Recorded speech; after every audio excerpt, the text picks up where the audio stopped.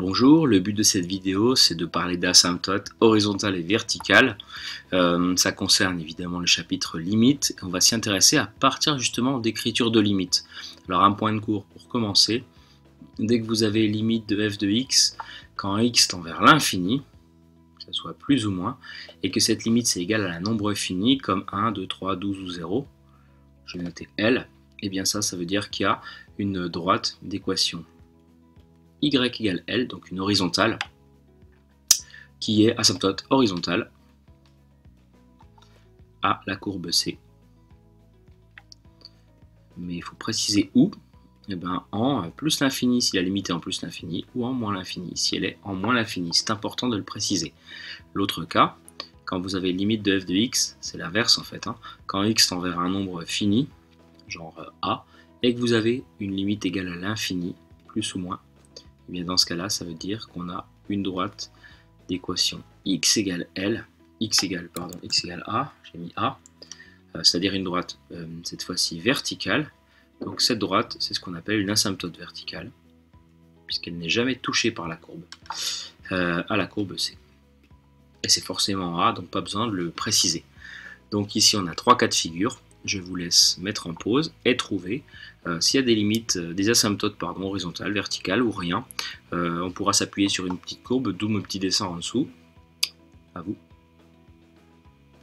Donc, premier cas, limite de f de x quand x tend vers plus l'infini, c'est moins 3. Alors, on se situe aux abords de plus l'infini, ici, f de x tend vers plus l'infini, et la limite, c'est moins 3. Donc, je vais placer un moins 3 comme ça, sur l'axe des ordonnées, et on sait que la limite de f de x, quand x tend vers plus l'infini c'est moins 3, ça peut donner une courbe comme ça, pourquoi pas, ou alors comme ça. Mais en tout cas, on constate qu'il y a une asymptote horizontale, on précise son équation, donc y égale moins 3, et puis on précise où ça, alors c'est pas en moins l'infini que ça se passe, c'est en plus l'infini. En moins l'infini, elle peut également être asymptote, cette droite, ou pas du tout.